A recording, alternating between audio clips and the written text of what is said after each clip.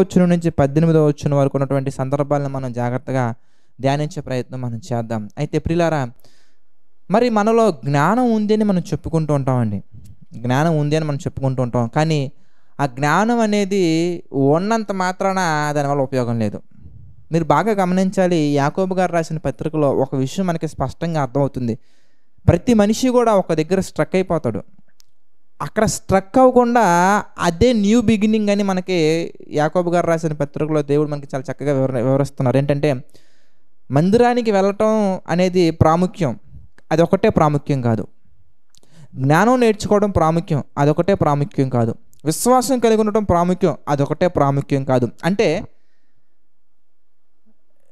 అపవాది మనల్ని ఏ విధంగా మోసం చేస్తున్నాడయ్యా అంటే, ఎక్కడైతే ఒక మనిషి పరిపూర్ణుడిగా మారడానికి అనేకమైన అవకాశాలు ఉంటాయో ఆ స్టేజ్ వరకు ఫస్ట్ రానివ్వట్లేదు. ఉదాహరణకి 1, 2, 3 అనే స్టేజెస్ ఉన్నాయి అనుకుందాం.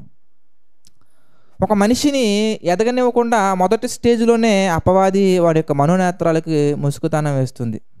అయితే మరి ఏదో ఒక విధంగా ఆ మనిషి దేవుని యొక్క మహాకృపను బట్టి దేవుని యొక్క విషయాలను గ్రహించి రెండో స్టేజ్కి వస్తే, అక్కడ నుంచి మూడవ స్టేజ్కి వెళ్ళనివ్వకుండా ఇది చాలు, ఇక్కడతో మొత్తం సమస్తం సాధ్యమని అక్కడ ఆపేస్తుంది.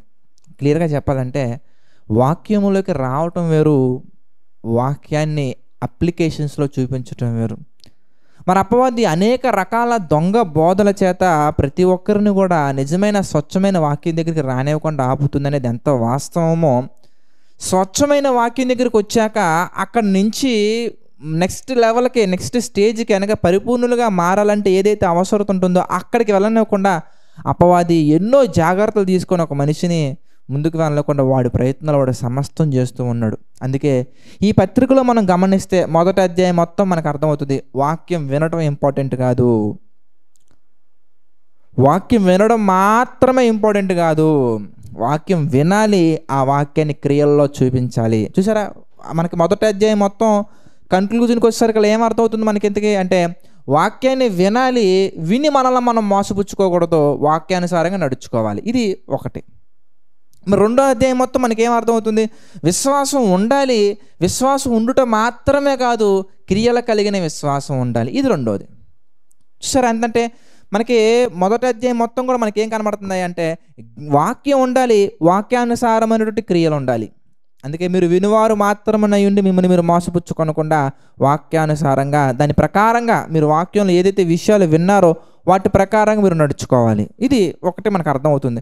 రెండో అధ్యాయం మొత్తం మనకేం అర్థమవుతుందయ్యా అంటే, విశ్వాసం ఉండాలి, లోకాన్ని జయించాలంటే మనకు కావాల్సింది విశ్వాసమే. కానీ ఆ విశ్వాసం క్రియలు లేనిదైతే మళ్ళీ మృతం. అంటే ఏదైనా కూడా మనకి దేవుడు ఒక విషయాన్ని తెలియజేయాలనుకుంటున్నారు. ఏంటంటే, మొట్టమొదటిగా క్రీస్తుని అంగీకరించి విశ్వసించాలి. ఇది ప్రైమరీ స్టెప్ మాత్రమే, ప్రైమరీ స్టెప్ మాత్రమే. అది it's just beginning.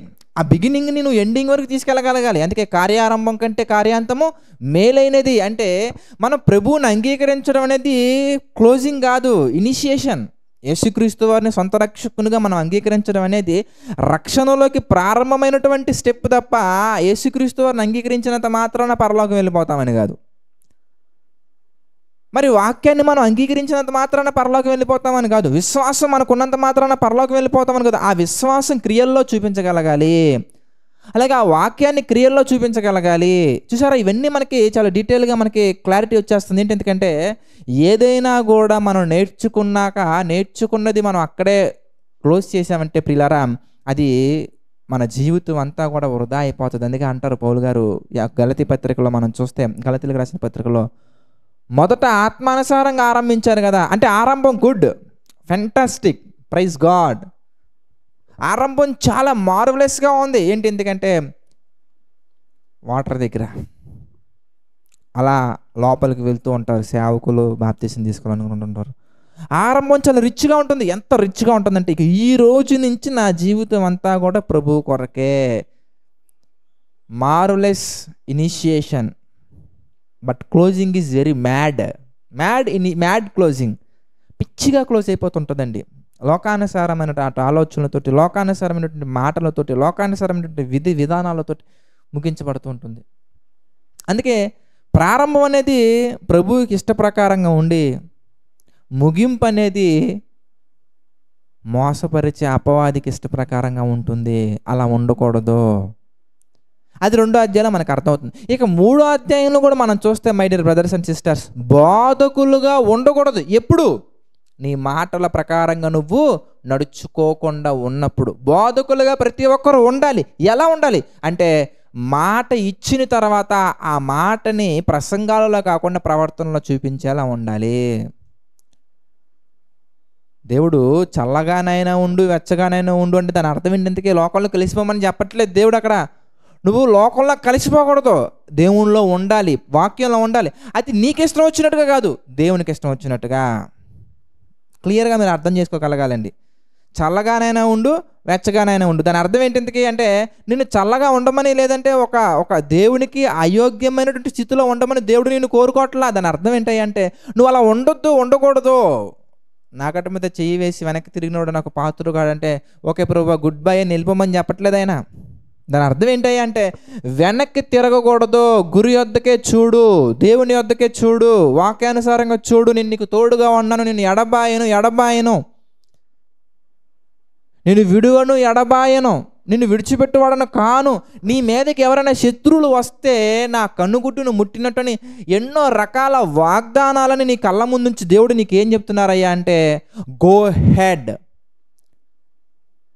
Should not go back. వెనక్కి వెళ్ళొద్దు, వెను తిరగొద్దు, డోంట్ గివ్ అప్. మనం వెనక్కి వెళ్ళకూడదు. అది దేవుడు మనకి చెప్తున్నటువంటి విషయాలు. అదే 3వ అధ్యాయం మొత్తం మనకు అర్థమవుతుంది. మీరు అనేకులు బోధకులుగా ఉండకండి. దేనికి అంటే, మరి కఠినమైన తీర్పు ఉంది. దాని అర్థం ఏంటి? ఎందుకంటే మనం వాక్యాన్ని బోధించకూడదా బ్రదర్ అంటే దాని అర్థం అది కాదండి. మనం మాటలో చూపించగలగాలి. రోమీయులకు రాసిన పత్రిక 2వ అధ్యాయం మొత్తం మనం గమనించొచ్చండి. నీ వల్లనే కదా వాక్యం బోధిస్తున్నావు, క్రియల్లో లేదు. వాక్యం బోధిస్తున్నావు, ప్రవర్తనలో లేదు. ప్రసంగాలు తీసుకుంటున్నావు, ప్రవర్తనలో లేదు. అలా ఉండకూడదు. మనం ఎలా ఉండాలి? ఎందుకంటే ప్రసంగించాలి, ప్రవర్తనలో చూపించాలి. మాదిరిగా ఉండమని చెప్పడం కాదు, మాదిరిగా ఉండి చూపించాలి. మనకి మాదిరిగా యేసుప్రభువు వారు ఉండి చూపించారు. యేసుక్రీస్తు వారు ఎందుకయ్యా ప్రపంచాన్ని అంతా ప్రభావితం చేశారయ్యా అంటే, ప్రసంగాల్లో ఆగలేదైనా, ప్రతి మాట కూడా ప్రవర్తనలో చూపించి ఇలా ఉండాలని ప్రపంచానికి చాటి చెప్పినటువంటి ప్రేమామయుడు మన యేసుక్రీస్తు వారు. అంత గొప్పగా జీవించారు.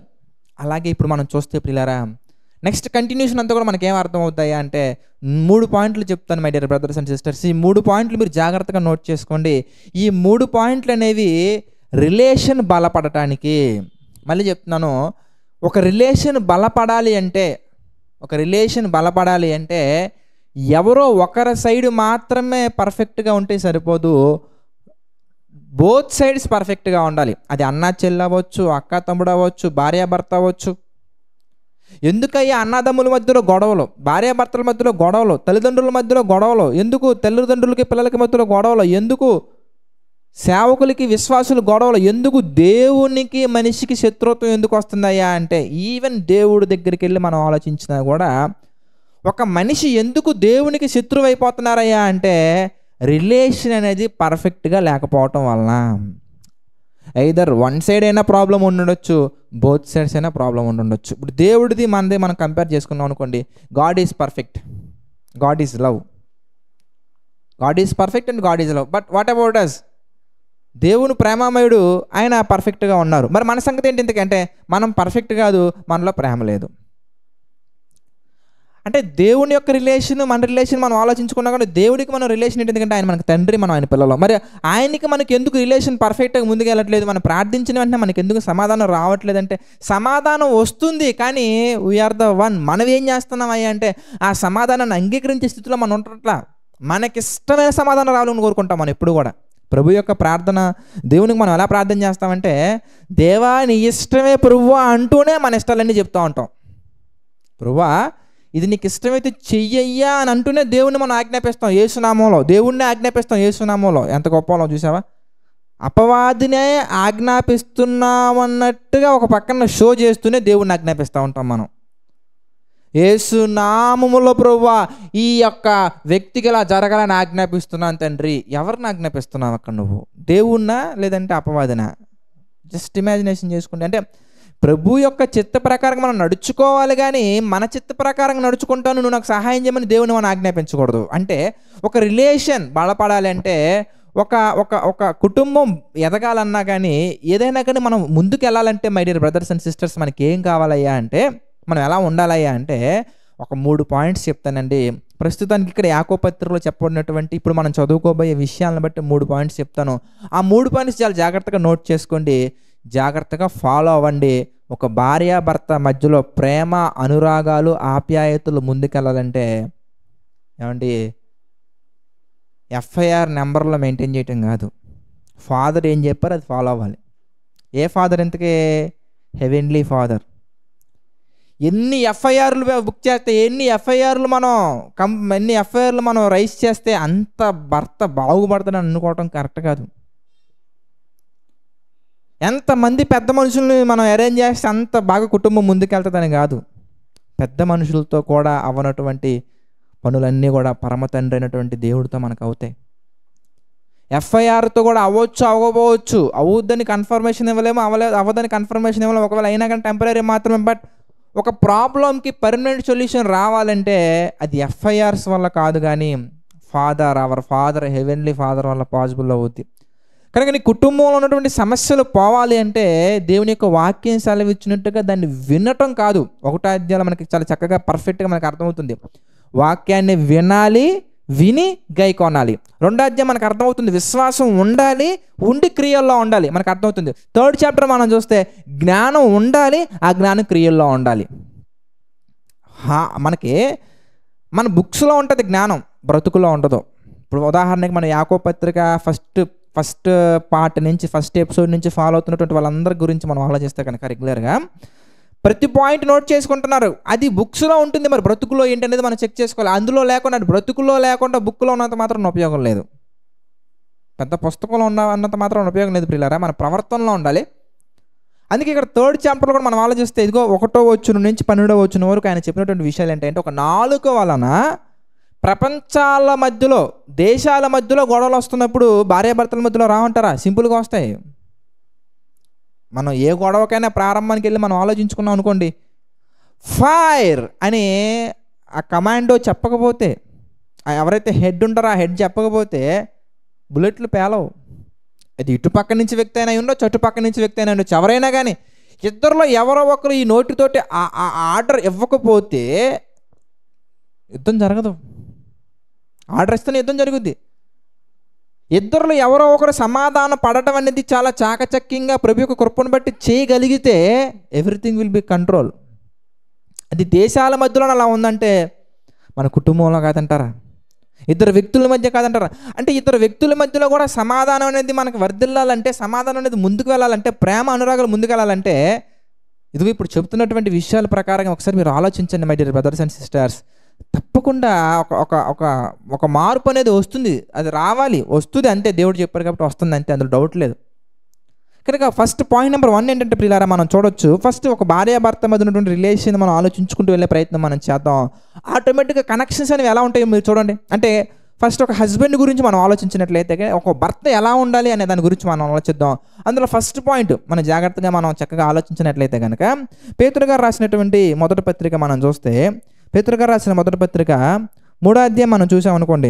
పేతురు గారు రాసినటువంటి మొదటి పత్రిక 3వ అధ్యాయం 7వ వచనం కనుక మనం ఒకసారి జాగ్రత్తగా ధ్యానించినట్లయితే, పేతురు గారు రాసినటువంటి మొదటి పత్రిక 3వ అధ్యాయం 7వ వచనం మనం చూస్తే, అటువలనే పురుషులారా అని చక్కగా ఉందండి. అటువలనే పురుషులారా జీవమను కృపావరములో మీ భార్యలు మీతో పాలివారై ఉన్నారని ఎరిగి, అని చక్కగా ఉందండి. జీవమను కృపావరములో మీ భార్యలు మీతో పాలివారై ఉన్నారని ఎరిగి ఎక్కువ బలహీనమైన ఘటమని భార్యను సన్మానించి మీ ప్రార్థనలకు అభ్యంతరము కలగకున్నట్లు జ్ఞానము చొప్పున వారితో కాపురము చేయుడి.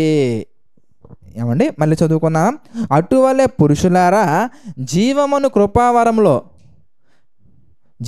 కృపావరములో మీ భార్యలు మీతో పాలివారై ఉన్నారని ఎరిగి మీకు ఎక్కువ బలహీనమైన ఘటమని భార్యను సన్మానించి మీ ప్రార్థనలకు అభ్యంతరము కలగకుండానట్లు జ్ఞానము చొప్పున వారితో కాపురము చేయండి. అంటే దీన్ని బట్టి మనకి ఏమర్థమవుతుందండి? ఒక భర్త భార్యతో కాపురం చేయాలంటే శాలరీ హై హై 6 డిజిట్ లేదంటే 5 డిజిట్ శాలరీతో మాత్రమే కాదు my dear brothers and sisters. అది మాత్రమే కదా ఉండాల్సింది. మనకేం కావాలయ్యా అంటే జ్ఞానం అనేది చాలా ముఖ్యం. అంటే డబ్బులు అవసరం లేదా బ్రదర్ అంటే, జ్ఞానం ఉంటే చెట్టు కింద ఉన్నా కానీ పచ్చగా ఉండేలా ప్లాన్ చేసుకుంటారండి.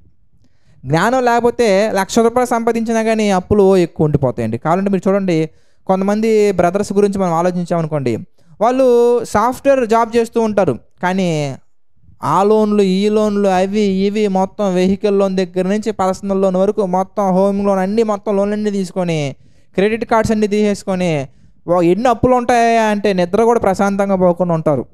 అదే కొంతమంది సాఫ్ట్వేర్ జాబ్ చేయకపోయినా చిన్న జాబ్ చేస్తున్నా కానీ ప్రియులారా, వాళ్ళు ఎంత హ్యాపీగా ఉంటారంటే అప్పులు లేకుండా చాలా హ్యాపీగా ఉంటారండి. అంటే ఏంటి, ఎందుకే డబ్బులు ఎంత సంపాదిస్తున్నాం అన్న దానికంటే కూడా ఆ డబ్బులు ఖర్చు పెట్టడానికి, ఆ డబ్బులు సామరస్యపూర్వకంగా ప్రశాంతంగా ముందుకు తీసుకెళ్ళడానికి, ఆ ఫ్యామిలీని ముందుకు నడిపించడానికి ఏం కావాలి, ఎందుకే జ్ఞానం అనేది కావాలి. ఒక పురుషునికి భార్యతో మెలగాలి అంటే కనుక, భార్యతో తన జీవితం కాపురం చేయాలంటే కనుక, ముందుకు సాగాలంటే కనుక ఏముండాలయ్యా అంటే జ్ఞానం ఉండాలి. అంటే మొట్టమొదటి పాయింట్ నేను చెప్తున్నానంటే, భర్తకు మాత్రమేనా అంటే కాదు, భర్తకు మాత్రమే కాదండి. ఒకవేళ భర్తకి జ్ఞానం ఉంటే భార్య విషయంలో చాలా పర్ఫెక్ట్గా ప్రతి డెసిషన్ తీసుకొని వాక్యానుసారంగా ముందుకు వెళ్తూ ఉంటాడు. అదేవిధంగా ఆ భర్తే కొంతకాలానికి తండ్రిగా మారతాడు కనుక, మీరు బాగా ఆలోచించాలి. ఒక పురుషుని గురించి నేను మాట్లాడుతున్నానండి. ఒక అబ్బాయికి ఒక పర్సన్కి జ్ఞానం ఉంటే అతను భార్యతో చాలా చక్కగా కాపురం చేయగలడు. అదేవిధంగా అతను తండ్రిగా మారిన తర్వాత ఎఫెసీయులకు రాసిన పత్రిక మనం చూస్తే, అక్కడ మరొక సందర్భం మనం జాగ్రత్తగా గమనించినట్లయితే, ఎఫెసీయులకు రాసినటువంటి పత్రిక 6వ అధ్యాయం మనం చూస్తే 4వ వచనం మనం చూద్దామండి. ఎఫెసీయులకు రాసిన పత్రిక 6వ అధ్యాయం 4వ వచనం మనం చూస్తే, తండ్రులారా మీ పిల్లలకు కోపము రేపగా ప్రభు యొక్క శిక్షలోను బోధలోను వారిని పెంచుడి. చూసారా, మళ్ళీ ప్రభు యొక్క శిక్ష అలాగే బోధ అంటే అగైన్ మళ్ళీ ఇక్కడ మనకి ఏం అర్థమవుతుంది, బోధ అంటే వాక్యం. దేవుని యొక్క వాక్యంలో వాళ్ళని పెంచాలి. అంటే దేవుని యొక్క వాక్యంలో వాళ్ళని పెంచాలంటే, వాక్యమే జ్ఞానం కనుక దేవునికి జ్ఞానంలో మనం పెంచాలంటే, దేవుని యొక్క శిక్షణలో మనం పెంచాలంటే, దేవుని యొక్క ఆలోచనలో మనం పెంచాలంటే మొట్టమొదటిగా తండ్రికి ఏం ఉండాలి, ఇంతకే తండ్రికి ఫస్ట్ దేవుని జ్ఞానం ఉండాలి. మీరు జాగ్రత్తగా గమనించాలి. ఏంటి, ఇంతకీ ఒక పురుషునికి జ్ఞానం ఎంత అవసరమయ్యా అంటే, భార్య విషయంలో ప్రతి డెసిషన్ పర్ఫెక్ట్గా తీసుకొని భార్యని చక్కగా చూసుకుంటూ కుటుంబాన్ని ముందుకు తీసుకెళ్ళాలంటే జ్ఞానము చొప్పున కాపురం చేయండి అని దేవుని యొక్క వాక్యం సెలవిస్తుంది. అదేవిధంగా పిల్లల్ని పెంచాలంటే ఏం కావాలి, ఎందుకంటే జ్ఞానము కావాలి. మరి అదేవిధంగా పిల్లలకు కూడా ఏం కావాలి ఎందుకని మనం చూస్తే, చూడండి పిల్లలకు కూడా ఏం కావాలి ఎందుకు, ఎఫెసీ పత్రికలోనే 6వ అధ్యాయం మనం చూస్తే 1వ వచనం మనం చూసాం అనుకోండి. ఎఫెసీయులకు రాసిన పత్రిక 6వ అధ్యాయం 1వ వచనం మనం చూస్తే, పిల్లలారా ప్రభువునందు మీ తల్లిదండ్రులకు విధేయులై ఉండండి, ఇది ధర్మమే. చూసారా, మళ్ళీ పిల్లలు కూడా పర్ఫెక్ట్గా తల్లిదండ్రులను గౌరవించాలి, తల్లిదండ్రులకు విధేయులై ఉండాలంటే పిల్లలకి ఏం కావాలి, ఎందుకే వాళ్ళకి జ్ఞానమే కావాలి. ఇప్పుడు ఇక్కడ జరిగే లోపం ఏంటయ్యా అంటే, తల్లిదండ్రులకు మాత్రం జ్ఞానం ఉండదండి, పిల్లలు మాత్రం జ్ఞానం లేకుండా మాట్లాడితే తల్లిదండ్రులు పిల్లల్ని తిడతా ఉంటారండి. చూసారా, అంటే ఒక మనిషి అంటే ఒక అబ్బాయి, ఒక పర్సన్, ఒక పురుషుడు బలంగా దేవునిలో ముందుకు వెళ్తేనే చక్కగా కుటుంబాన్ని నడిపించగలడు, భార్యని చక్కగా చూసుకోగలడు, పిల్లల్ని చక్కగా చూసుకోగలడు, కుటుంబాన్ని చక్కగా నడిపించగలడు. అదేవిధంగా స్త్రీల గురించి కూడా మనం ఆలోచించాం అనుకోండి. స్త్రీల గురించి కూడా మనం ఆలోచిస్తే ఫస్ట్ పాయింట్ దగ్గర మనం ఉండం. ఒక వ్యక్తికి జ్ఞానం అనేది చాలా అవసరం. జ్ఞానం లేకపోతే అజ్ఞానంగా ప్రవర్తిస్తారు, జ్ఞానం లేకపోతే మూర్ఖంగా ఆలోచిస్తారు, జ్ఞానం లేకపోతే చండాలంగా ఉంటారు. ఎలా ఉంటారు అనేది మనం చూద్దాం. మనం వెళ్ళే కొద్ది మనకు అర్థమవుద్దండి. మనం చూస్తే స్త్రీల గురించి మనం ఆలోచించినట్లయితే ప్రియులారా, సామెతల గ్రంథంలో మనం చూద్దాం 14వ అధ్యాయం. సామెతల గ్రంథం 14వ అధ్యాయం మనం చూస్తే 1వ వచనం చూద్దామండి. సామెతల గ్రంథం 14వ అధ్యాయం అక్కడ 1వ వచనం మనం చూస్తే దేవుని యొక్క వాక్యం అంతా సెలవిస్తుంది, జ్ఞానవంతురాలు తన ఇల్లు కట్టును, మూఢురాలు తన చేతులతో తన ఇల్లు ఓడబెరుకును. అంటే ఒక చెల్లెమ్మకి కూడా, ఒక స్త్రీకి కూడా జ్ఞానం ఉంటేనే ఇల్లు కట్టబడుతుంది. అంటే భర్తకి జ్ఞానం ఉండి భార్యకి జ్ఞానం లేకపోతే కుటుంబం ముందుకెళ్తుందా, వెళ్ళదండి. అలాగే భార్యకి జ్ఞానం ఉండి భర్తకి జ్ఞానం లేకపోతే కుటుంబం ముందుకెళ్తుందా, వెళ్ళదండి. ఎందుకు ఒక ఇద్దరు వ్యక్తుల మధ్యలో మిస్అండర్స్టాండింగ్స్ వస్తాయా అంటే, లోకపరంగా బీటెక్లు, ఎంటెక్లు, పిహెచ్డీలు, లేదంటే ఎంబీబీఎస్లు, లేదంటే వేరే సర్టిఫికెట్స్ వగైరా చాలా ఉంటాయి సర్టిఫికెట్స్. కానీ వాటి వల్ల కుటుంబం నిలబడుతుందంటే లోకపరంగా డబ్బులు సంపాదించవచ్చు కానీ కుటుంబాన్ని నిలబెట్టుకోలేమండి. లోకపరంగా ఏదైనా సంపాదించుకోవచ్చు కానీ కుటుంబాన్ని ముందుకు తీసుకెళ్ళలేమండి. కుటుంబాన్ని ముందుకు తీసుకెళ్ళాలంటే కేవలం వాక్యానుసారమైనటువంటి జ్ఞానం అనగా దేవుని జ్ఞానం వలన మాత్రమే ఇది సాధ్యపడుతుంది. ఒక పురుషునికి జ్ఞానం ఉంటేనే కుటుంబాన్ని పరిపాలించగలడు, కుటుంబాన్ని చక్కగా చూసుకోగలడు. ఒక స్త్రీకి జ్ఞానం ఉంటేనే కుటుంబం చక్కగా దీవించబడుతుంది, కుటుంబం చక్కగా ఆదరించబడుతుంది. అంటే మొట్టమొదటగా అది చెల్లెమ్మ అయినా కానీ, తమ్ముడైనా కానీ, బ్రదర్ అయినా కానీ, సిస్టర్ అయినా కానీ, వైఫ్ అయినా కానీ, హస్బెండ్ అయినా కానీ, పేరెంట్స్ అయినా కానీ, ఎవరైనా కానీ వారు ఏ వయసులో ఉన్నా కానీ ఏం తెలియాలయ్యా అంటే దేవుని జ్ఞానం తెలియాలి. అంటే ఏంటి బ్రదర్, జ్ఞానం ఒక్కటి తెలిస్తే సరిపోయిందా అంటే, ఇక్కడ మనం మాట్లాడుకుంటున్నటువంటి యాకోబు పత్రికలో 3వ అధ్యాయంలో ఉన్నటువంటి సందర్భాలను బట్టి నేను జ్ఞానం గురించి హైలైట్ చేస్తూ మాట్లాడుతున్నా. అదే మనం ఒకవేళ మత్తయి సువార్త 28వ అధ్యాయానికి వెళ్ళిపోతే ప్రార్థన చాలా ఇంపార్టెంట్ అండి.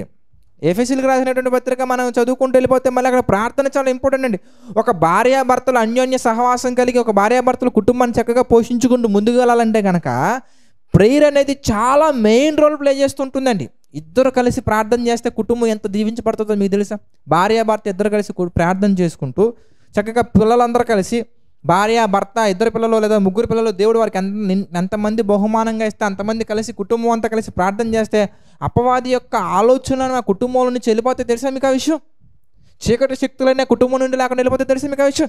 అంటే ఇక్కడ మనం చదువుకున్నటువంటి సందర్భాన్ని బట్టి, యాకోబు గారు రాసిన పత్రిక 3వ అధ్యాయంలో మనం చదువుకుంటున్న సందర్భాన్ని బట్టి జ్ఞానం గురించి ఆయన మాట్లాడుతుంటారు. కానీ మనం జ్ఞానం గురించి మాట్లాడుతున్నాం. కానీ ఒక కుటుంబం పచ్చగా ఉండాలంటే, ఒక కుటుంబం బలపడేలా ఉండాలంటే, ఒక కుటుంబంలో అలాంటి గొడవలు లేకుండా అభివృద్ధితో మనం వెళ్ళగలగాలంటే కనుక వేరే వేరే సందర్భాలు ఉన్నటువంటి అన్ని విషయాలు తీసుకుని మనం మాట్లాడుకుంటూ వెళ్ళగలగాలి. అయితే వాటి గురించి ప్రభు చిత్తం అయితే భార్యాభర్తలు ఎలా ఉండాలనే విషయం గురించి ఇంకా డీటెయిల్గా మనం చూద్దాం. ఇక్కడ మనకి కనబడుతున్న సందర్భాన్ని బట్టి మనం ఆలోచిస్తే my dear brothers and sisters, జ్ఞానం అనేది ఆ భర్తకి ఉండాలి, భార్యకి ఉండాలి. ఒకవేళ దేవుడు బహుమానంగా పిల్లల్ని ఇస్తే కనుక పిల్లలకు కూడా జ్ఞానం ఉండాలి. అంటే ఏ రిలేషన్ బలపడాలన్నా కానీ, ఏ రిలేషన్ చక్కగా ముందుకు వెళ్ళాలన్నా కానీ మొట్టమొదటిగా వాళ్ళకి జ్ఞానం తెలియాలి. ఎలా వచ్చింది జ్ఞానం ఇంతకీ? దయచేసి 1వ అధ్యాయంలో ఉన్నటువంటి అన్ని పార్ట్స్ చక్కగా చూడండి, మీకు అవగాహన వచ్చేస్తుంది. అందుకే ఫస్ట్ చాప్టర్ ఎందుకు అంత ఎక్కువసేపు మాట్లాడానయ్యా అంటే, కనీసం ఒక 3 పార్ట్స్ 4 పార్ట్స్ ఎందుకు వచ్చిందయ్యా అంటే, ఆ ఫస్ట్ చాప్టర్ చాలా ఇంపార్టెంట్. ఆ ఫస్ట్ చాప్టర్ని ఆధారం చేసుకుని ఇవన్నీ మనకు ముందుకెళ్తూ ఉంటాయి. అందుకే అది ఎక్కువసేపు మాట్లాడాను.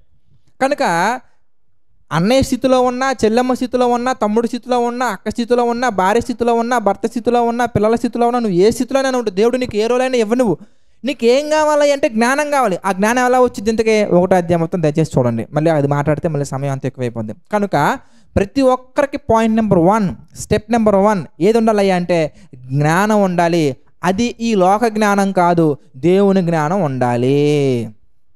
ఓకే, మీ అందరికీ అర్థమైంది అనుకున్నాను. ఇక సెకండ్ పాయింట్ గురించి మనం ఆలోచిస్తే, ఆ జ్ఞానం అనేది ఏదైతే దేవుడు నీకు అనుగ్రహించారో ఆ జ్ఞానం అనేది నువ్వు ఏ విషయాలైతే నేర్చుకున్నావో ఆ విషయాలనే ఉదాహరణకి ఒక స్త్రీని మోహపు చూపుతో చూచువాడు అప్పుడే అతని హృదయమందు వ్యభిచరింపబడినటువంటి వాడకును అనేది ఒక జ్ఞానం. దేవుడు నీకు చెప్పినటువంటి ఒక జ్ఞానం. ఇప్పుడు ఆ జ్ఞానం అనేది నువ్వు నేర్చుకున్నావు. లేదంటే చెల్లెమ్మ గురించి మనం ఆలోచిస్తే కనుక, భర్తలో ఏదైనా లోపాలు ఉన్నట్లయితే కనుక, ఫర్ ఎగ్జాంపుల్కి భార్యకి భర్త గురించి మాట్లాడుకుందాం అనగా, చెల్లెమ్మకి వాళ్ళ హస్బెండ్ గారి గురించి మనం మాట్లాడితే కనుక, ఒక భార్య ఎలా ఉండాలి అనేది లోకంలో మనకి ఎక్కడ కనిపించదు, బైబిల్లో డీటెయిల్గా మనకు కనబడుతుంటుంది. అది లోకం చెప్పడం కంటే ముందు, ప్రపంచంలో ఎవరో చెప్పడం కంటే ముందు, ఒక కాపురం పచ్చగా ముందుకు వెళ్ళాలంటే, ఒక కుటుంబం చక్కగా ముందుకు వెళ్ళాలంటే ఎలా ఉండాలి ఎలా ఉండకూడదని ప్రపంచం కంటే ముందు దేవుడు చెప్పాడు మనకి బైబిల్లో. Okay, right. ఇప్పుడు ఒక చెల్లెమ్మ ఎలా ఉండాలనే విషయం గురించి మనం ఆలోచిద్దాం. తర్వాత బ్రదర్ గురించి కూడా మనం ఆలోచిద్దాం. ఇప్పుడు పేతురు గారు రాసిన మొదటి పత్రిక మనం చూస్తే, పేతురు గారు రాసినటువంటి మొదటి పత్రిక మనం చూసాం అనుకోండి. మొదటి పత్రిక 3వ అధ్యాయం మనం చూస్తే కనుక 1వ వచనం నుంచి మనం చూద్దాం. అటువలే స్త్రీలారా మీరు మీ స్వపురుషులకు లోబడి ఉండి, అందువలన వారిలో ఎవరైనా వాక్యమునకు అవిధేయులైతే, ఏమండి మీ పురుషులు అనగా మీ యొక్క భర్త, మీ హస్బెండ్ ఒకవేళ వాక్యానికి అవిధేయుడైతే గగ్గోలు పెట్టకండి, గొడవ చేయకండి. మా ఆయన అసలు చర్చికి రావట్లేదు, మా ఆయన అసలు బైబిల్ చదవట్లేదు, మా ఆయన అసలు ప్రేయర్ చేయట్లేదు, మా ఆయన అసలు దయ్యం పట్టింది, మా ఆయన అసలు ఎలా తయారాడు అని చెప్పేసి మీ ఆయన గురించి ఊర్లో అంతా గొడవ చేసేసి ఇది చేయకండి. నువ్వు అలా చేస్తే కుటుంబం యొక్క పరువును తీసుకెళ్ళి నువ్వు ఎక్కడో పెట్టేస్తున్నావు తప్ప కుటుంబం బాగుపడదండి. మీ హస్బెండ్ నువ్వు పోలీస్ స్టేషన్కి ఈడ్చుకెళ్తున్నావంటే ఎంత దారుణంగా ఆలోచిస్తున్నావో తెలుసా? దేవుని యొక్క వాక్యం సెలవిస్తుంది. ఓకే, ఒకవేళ మీ హస్బెండ్ గారు ఒకవేళ వాక్యానికి అవిధేయంగా ఉన్నారు, ఆయన ఉన్నాడు అనుకుందాం, ఉంటే ఏమంటున్నాడు ఇంతకు దేవుడు? ఏం చెప్తున్నారు ఇంతకు దేవుడు మనకి? అందువలన వారిలో ఎవరైనాను వాక్యమునకు అవిధేయులైతే వారు భయముతో కూడిన పోలీసుల ప్రవర్తన చూసి అంటలా, భయముతో కూడిన పెద్ద మనుషుల ప్రవర్తన అంటలేదు ఆయన. మనం ఏం చేస్తూ ఉంటానండి, పెళ్ళి ఎవరు చేశారు ఇంతకే అక్కడికి వెళ్ళిపోతామండి. పెళ్లి చేసినటువంటి పెద్ద మనుషుల దగ్గర నుంచి ఊర్లో ఉన్న పెద్ద మనుషుల వరకు, ఇంకా అక్కడ సరిపోదు అన్నట్టు పోలీస్ స్టేషన్ వరకు, అక్కడ ఆగం, ఇంకా కోర్టు వరకు, ఇంకా అక్కడ కూడా ఆగం. ఇంకా ఎన్ని చట్టాలు అయితే ఉంటాయో అన్ని చట్టాలన్నీ తీసుకెళ్ళి ఆయన మీద పెట్టేసి ఏం చేస్తామయ్యా అంటే వాళ్ళ భయం పెట్టడం కోసం ఆలోచిస్తూ ఉంటారు. సరే, నీ లెక్క ప్రకారం భయపడ్డాడు, పోలీసుల భయంతోటో లేదంటే పెద్ద మనుషుల భయంతో వచ్చాడు నీ దగ్గరికి, మనస్ఫూర్తిగా నీతో ఉంటాడా చెల్లెమ్మ? ఒకసారి ఆలోచించు. వాళ్ళ మీద భయంతో ఉంటాడా, నీ మీద ఇష్టంతో ఉంటాడా? ఏది పర్ఫెక్ట్ రిలేషన్? ఆలోచించు ఒకసారి. ఎవరి మీదో భయంతో నీ దగ్గర ఉండటం అనేది కరెక్టా? Just think. అంటే లోకంలో ఉండే వాళ్ళకే ఒక ఆడపిల్ల ఒంటరిగా ఉండటం మంచిది కాదు, ఏదో ఒక తోడు కావాలి కాబట్టి భర్త అనే ఒక ట్యాగ్ లైన్ వేసి చూపించుకోవడం కోసం మనం ఆలోచిస్తే అది కరెక్ట్ కాదండి. ఎందుకంటే నీ భర్త మారాలి అంటే ఇక్కడ మనం మాట్లాడుకుంటున్న సందర్భాన్ని బట్టి కనుక ఆలోచిస్తే నీకు జ్ఞానం ఉండాలి. ఆ జ్ఞానం అనేది మీరు చూస్తేనండి భయముతో కూడిన, చూడండి పేతురు గారు రాసిన మొదటి పత్రిక 3:2 మనం చూస్తే, అందువలన వారిలో ఎవరైనాను వాక్యమునకు అవిధేయులైతే వారు భయముతో కూడిన మీ పవిత్ర ప్రవర్తన చూచి వాక్యము లేకుండానే తమ భార్యల నడవడి వలన రాబట్టబడవచ్చును. Such a great solution. నీ ప్రవర్తన గనక పరిశుద్ధమైనటువంటిది, పవిత్రమైన ప్రవర్తన గనక అయ్యుంటే, నీ ప్రవర్తన ఒక గయ్యాలి ప్రవర్తనలా కాకుండా, ఒక మగనాలు ప్రవర్తనలా కాకుండా, ఒక రాకాసి ప్రవర్తనలా కాకుండా, దేవుని బిడ్డలాగా ఒక పవిత్రమైనటువంటి ప్రవర్తన కనుక కలిగి ఉంటే కనుక నువ్వు ఒకవేళ అలాంటి ప్రవర్తన కలిగి ఉంటే కనుక నువ్వేం చేయొచ్చు తెలుసా? బైబిల్లో ఉన్నటువంటి ప్రసంగాలు 10,000 మంది సేవకులు వచ్చి 10 లక్షల ప్రసంగాలు తీసుకున్నా కూడా ఒక భర్తలో మార్పు రావచ్చు, మేబీ ఛాన్సెస్. బట్ 100కి 200% ఎప్పుడు భర్త మారతాడయ్యా అంటే అతని యొక్క భార్య యొక్క ప్రవర్తన వల్ల మార్చేయచ్చండి. There is no need of wisdom. ఒక ప్రవర్తన ఎంత మార్పు తీసుకొచ్చిద్దయ్యా అంటే మనకి బెస్ట్ ఎగ్జాంపుల్గా మనకి ఎస్తేర్ గారి సందర్భం మనం చూడొచ్చండి. ఆశ్వరోసు ఎంత క్రూరమైన స్వభావం కలిగినటువంటి వ్యక్తి. ఎస్తేర్ యొక్క ప్రవర్తన చూసి అట్లా మారిపోయింది అంతే. ఇంకా చాలా సందర్భాలు మనకు కనబడుతూ ఉంటాయండి. అంటే ఒక భార్య యొక్క ప్రవర్తన చాలా కీ రోల్ ప్లే చేస్తుందండి భర్తలో మార్పు రావడానికి. అంటే వాక్యాన్ని వినడం కాదు, సంఘానికి ప్రతి వారం వచ్చి దేవుని యొక్క జ్ఞానాన్ని బలంగా నేర్చుకుని ప్రతి విషయం చక్కగా రెడ్ ఇంక్ తోటి, బ్లూ ఇంక్ తోటి, గ్రీన్ ఇంక్ తోటి బైబిల్ మొత్తం గీతలు గీసేయడం కాదు. నీ హృదయంలో ఉన్నటువంటి పిచ్చి చేష్టలను ఫస్ట్ మనం తీసేయాలి. Complaining about your husband in front of all the people. మీ తరపు ఉన్నటువంటి బంధువులు వచ్చిన కంప్లైంట్లు ఇస్తూ ఉంటావు, ఆయన తరపున ఉన్న బంధువులు వచ్చిన కంప్లైంట్లు ఇస్తూ ఉంటావు. ఫోన్లు చేసి మరి సువార్త ప్రకటించినంత చక్కగా ప్రకటిస్తూ ఉంటాం మీ ఆయన గురించి అన్ని విషయాలు చక్కగా అందరికి, ప్రపంచం అంతా కూడా. అది మాత్రం కాకుండా ప్రపంచంలో ఉన్న వార్తలన్నీ తెలుసుకుంటూ ఉంటావు. కొంపదీసి ఏదైనా న్యూస్ ఛానల్లో పనిచేయరా సరిపోద్ది ఏమండి? చుట్టుపక్కల ఉన్న విషయాలన్నీ చక్కగా మాట్లాడుకుంటూ ఉంటామండి. ఈ యొక్క కబుర్లన్నీ మానేసి క్రీస్తు యొక్క ఆలోచన ప్రకారంగా నీ కుటుంబాన్ని కట్టుకునే ప్రయత్నం చేయి. దానికి మెయిన్గా వాక్యం కావాలి, జ్ఞానం కావాలి. ఆ జ్ఞానం అనేది రెండో స్టెప్ ఏంటయ్యా అంటే క్రియలలో చూపించగలగాలి. మొట్టమొదటిగా జ్ఞానం చాలా అవసరం అండి. రెండవది ఆ జ్ఞానాన్ని మనం ఏం చేయాలి తెలుసా? క్రియల్లో చూపించగలగాలి. మనం ఎక్కడ ఫెయిల్ అయిపోతామయ్యా అంటే ఎదుటివారి గురించి ఆలోచిస్తాం. ఫస్ట్ మీ హస్బెండ్ గురించి చెప్పే ప్రయత్నమే నీకు ఎక్కువ ఉంటుంది. అలాగే బ్రదర్స్ గురించి కూడా మనం ఆలోచించినా కూడా, బ్రదర్ మీ వైఫ్ ఎలా ఉన్నారనే దాని గురించి కాకుండా ఫస్ట్, మీ వైఫ్ మీతో ఎలా ఉంటున్నారనే దాని గురించి కాకుండా ఫస్ట్ నీ వంతు బాధ్యతగా ఆమెలో ఉన్న లోపాలని సరిదిద్దడం కంటే ముందు మొట్టమొదటిగా నీలో ఉన్నటువంటి లోపాలను సరిదిద్దుకున్న ప్రయత్నం నువ్వు చేయాలి. అందుకే ప్రేమించాలి. బెస్ట్ ఎగ్జాంపుల్ మనకి బ్రదర్స్కి యేసుక్రీస్తు వారు ఒక మంచి చక్కని సందర్భం మనకు చూపించారు. ఆయన యేసుక్రీస్తు వారు చక్కని రిఫరెన్స్ కింద మనకు చెప్తున్నారు. ఏంటంటే ఎఫెసీయులకు రాసిన పత్రిక మనం చూస్తే ఒక కుటుంబం నిలబడాలంటే భార్య పాత్ర భార్య పోషించాలి వాక్యానుసారంగా, భర్త పాత్ర భర్త పోషించాలి వాక్యానుసారంగా. అంటే ఏంటి, ఎందుకే పాయింట్ నెంబర్ 2 మనకి ఏం అర్థమవుతుంది, ఎందుకంటే వాక్యాన్ని క్రియల్లో చూపించాలి. అప్పుడు భార్యాభర్తల మధ్యలో సమస్యలు ఉండవు. అది భార్యాభర్తలు మాత్రమే కదా, అన్నదమ్ముల మధ్యలో అవ్వచ్చు, లేదంటే ఎవరి మధ్యలోనైనా కానీ. My dear brothers and sisters, మనం ఆలోచిస్తే జ్ఞానం మనం నేర్చుకుంటే కనుక అది ఉప్పొంగ చేయును. కొరింథీయులకు రాసిన మొదటి పత్రిక 13వ అధ్యాయం మనం గమనించవచ్చు. జ్ఞానము ఉప్పొంగ చేయును. ఆ జ్ఞానాన్ని క్రియల్లో చూపించి దాన్ని ప్రేమగా నువ్వు మార్చగలిగితే, ప్రేమ అంటే ఏంటంటే దేవుని యొక్క వాక్యాన్ని గైకొనుటే ప్రేమ. అంటే వాక్యాన్ని నేర్చుకుని నువ్వు అక్కడ తాగిపోతే అది జ్ఞానం. నేను ఉప్పొంగ చేయనది, నాకు ఎంత వచ్చు నీకు ఎంత రాదు అని చెప్పేసి మనం ఉప్పొంగపోతాం. అదే జ్ఞానం అనేది క్రియల్లో నువ్వు చూపిస్తే మరి బ్రదర్స్ అండ్ సిస్టర్స్ అది ప్రేమగా మారుతుంది. ఎఫెసీయులకు రాసిన పత్రిక మనం చూస్తే, ఎఫెసీయులకు రాసినటువంటి పత్రిక మనం చూద్దామండి. 5వ అధ్యాయం మనం చూద్దాం. ఎఫెసీయులకు రాసిన పత్రిక 5వ అధ్యాయం మనం చూస్తే 25వ వచనం మనం చూద్దాం. ప్రియులారా, పురుషులారా మీరును మీ భార్యలను ప్రేమించుడి. ఎలా ప్రేమించాలో తెలుసా? అటువల్లే క్రీస్తు కూడా సంఘమును ప్రేమించి, అనగా సంఘములో ఉన్నటువంటి మనల్ని ప్రేమించారైనా.